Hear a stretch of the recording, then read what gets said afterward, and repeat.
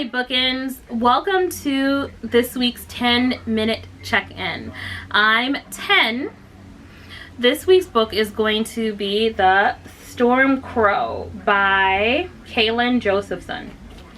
Full disclosure, we received this book as a free ARC copy via NetGalley, and we also received a physical version of it at the Book Expo. So, we'd like to start off our book reviews with a star point, as in out of 10 stars, how many stars did this book garner? And we also give a rating, as in if this is a movie or a TV show, what would it be rated? Star point wise, this is a 6 out of 10 stars. It is not great, but it is still good. And for a rating, it is rated I would say PG. It's in between, because there's nothing particularly graphic or offensive or anything that young viewers beware. But the subject matter, some of the subject matter is a little bit older. So it's not for content, right? Because you're not going to, let's just say, see someone being burned to death. You're not going to read in detail about someone being eviscerated or raped or anything crazy like that. But certain things will be spoken of. So I'll say, to be on the safe side, PG-13, even though really it leans towards a PG. The main players in this book are Anthea, who is called Thea. She is a princess. Her mother was murdered when all the crows were killed during an attack that was brought on, or I should say made able to be done by traitors who were later killed by the queen that they turned coat for.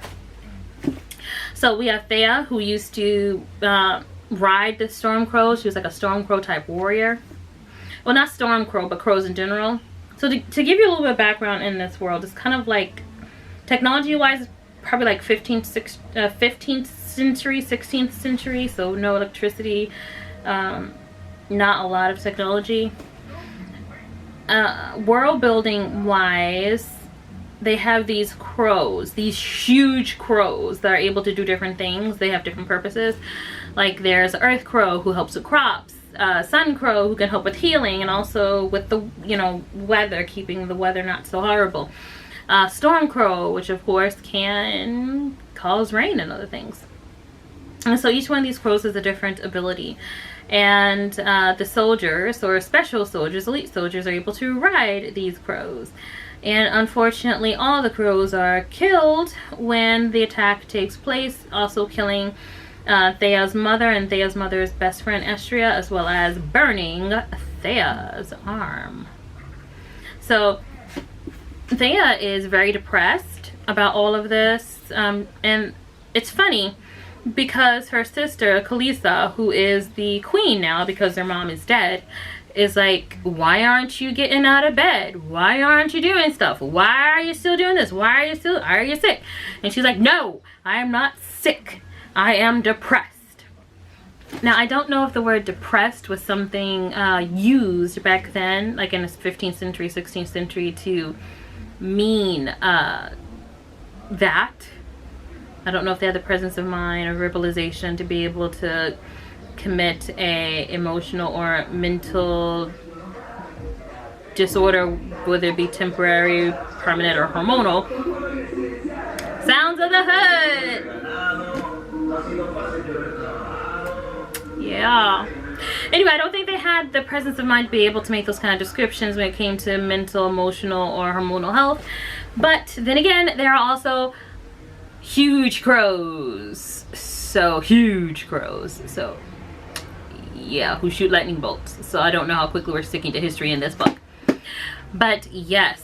So, the day that she finally decides to get out of bed, like today is going to be a good day. She's on her ice cube, like today is going to be a good day. And then she finds out that she's being married off to the son of the woman who had her mother killed.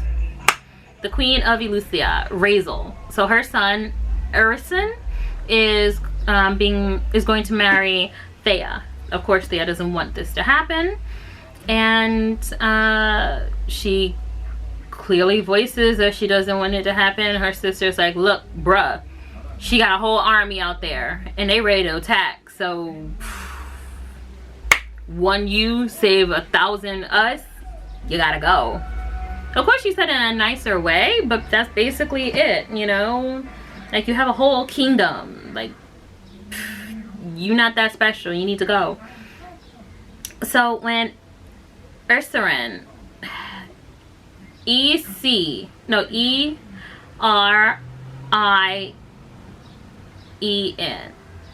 Erisen. Yeah, when Erisen, I think that's how you say his name, comes to the castle, Thea is, you know, she's sarcastic and she's just kind of jerky, and he's jerky back to her and she's jerky back to him. And in all honesty, I hated the dialogue between them because it was so obvious that he was going to become her love interest. And I hate this kind of abuse culture type thing that's in YA right now, where you know that the lead protagonist is going to find their interest, or who they're going to find their love interest with, because that's the person they argue with the most. That's the person who they're yelling at, screaming at, fighting all the time. And that's not how life should work. Like, if I was yelling at, screaming at, and arguing with my husband all the time, he would not have been my husband. We spent a good 5 years together before we got married. If that had been our 5 years before we got married, that had been our 1 year. If that had been our 1 month, the whole marriage would not have happened. That would have been a no-go. So, but that seems to be the new flavor, or the recent flavor in YA. Argumentative relationships are supposed to be falling in love. Anyway, so yeah, you can tell pretty quickly who the love interest is because they can't stand each other. She ends up going back to the castle, to his castle, because, you know, Queen Razel is like, okay, this house gonna go down, you're gonna be engaged to my son, y'all gonna get married. When I say you get married, you're gonna live in this castle with me until I say different. I got an army of frogs, they're ready to leap whenever I tell them to. They're not really frogs, but you know, they're ready to move whenever the queen says move. So it's like, do as I say. So Thea, she goes to Elucia, sorry, she goes to Elucia. But before she does, she discovers, dun, dun, dun, dun, dun, all the crows may be dead, but one egg is still left. She doesn't know how to hatch it, but it still exists. Her sister, Kalisa, who's really smart, and also the queen, she's like, bruh, I don't know how to hatch that thing either. You were the one playing with the crows. I was out here trying to learn how to lead the people. So, something that seems to come out of left field is before she goes to marry Erikson, or Iris. I'm gonna call him Erikson. That's probably not what his name is, but I'm gonna call him Erikson because it just makes more sense to me personally. Before she goes to marry him, she calls all these people together and she's like, let's start a rebellion. I'm 17 and I know what I'm talking about. And the funny part is these people are like, okay, yeah, all right, sure, let's do it. So that didn't make too much sense to me. Like, this 17-year-old saying, hey, bruh, I got an idea. I got this egg, and with this one crow, we're gonna kill everybody. And they're like, okay, yeah, sure. A whole roost full of crows were murdered by fire. But we're gonna take this one crow and kill off all these people. Anyway, so she goes to Elucia, and when she gets there, she sees that all the people are kind of cold, even towards their own loved ones, like even towards each other. They're acting kind of appraisingly towards each other. And Queen Razel is kind of the same towards her son. And so they try to build like a soft spot, saying, you know, like, oh, his mother was hard and exacting, and he lived in a hard and exacting place, and he's trying to do the best he can with what he has. And it's like, nah, bro, I'm not making excuses for a jerk. I'm not doing that. I'm sorry. I'm not doing it. I'm also not making excuses for Thea either, because she's stupid. I'm not trying to be mean or whatever, but a lot of the YA protagonists now, or I should say the people who are writing YA protagonists, don't value cunning or intelligence. I say that because Thea knew everything that was going on. Like, she was not in the dark about anything. She knew there was an army at their gate. She knew that her mother and all the crows had been murdered. You know, she knew they didn't have the forces to be able to fight these people. She knew all of these things. And yet when the guy comes to her castle, instead of at least pretending that, you know, she's complacent or pretending that she's going along with it, he say equip, she say equip back. He says something sarcastic, she says something sarcastic back. Like, going back and forth, back and forth, back and forth, until he's like, listen, bruh, I can tell my army to come right in here, burn all y'all up with you in it. Stop playing. And all of a sudden she's like, okay, well, maybe I should stop playing. It's like intelligence isn't really valued in this. Even towards the end, like, I don't feel like she made too many intelligent decisions. I think she made a lot of heart decisions and not a lot of brain decisions. And I mean, I think this is going to be a series. Yeah, it has to be a series from the way that it ended. It's not for everyone, right? So if for a younger reader, like for someone who has not been introduced to YA, this would be a great book for them, because it's not that the author wrote it in a poor way. She didn't.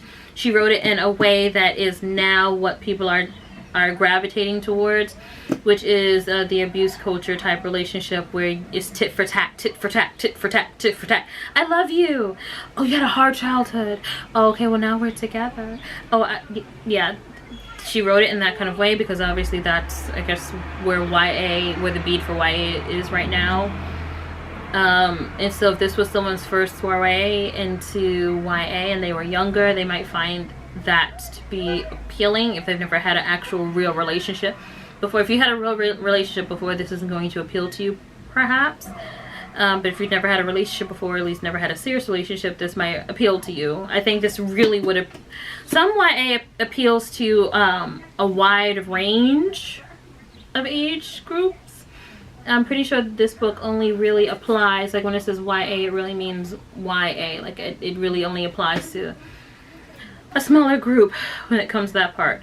Aside from Thea's relationship with Erickson, everything else was pretty good. The world building was nice. I would have liked to have known a little bit more about how the crows do things, or, you know, maybe a little more in the way of sizing. I know they said that they have large windows that open from floor to ceiling so that the crows can gain access, but it didn't say crows are as big as a church bell or as big as a church building or as big as a horse, or, you know, so I would have liked to have known the size of the crows. I would have liked to have seen a more intelligent heroine. It seemed to be everyone around who was smarter than she was, like her best friend Kiva, who I feel bad for because she started falling in love with someone and found out that someone wasn't really who she thought that they were, and yeah, but it still kind of worked out. But yeah, so I wish that the heroine would have been more intelligent than she was. Not even more mature, just more intelligent. Overall, it wasn't a bad read though. It did have enough action in it to keep it moving. I probably will check in for the second book. I'll probably check in for the second book because the only thing I don't like is the ship. I don't agree with the ship in this book because I don't ship it because yeah. But everything else in the book I enjoy, and so I'll probably be checking back in for the second book in the series. If you like YA with predictable ships, unpredictable action, then this book is definitely the one for you.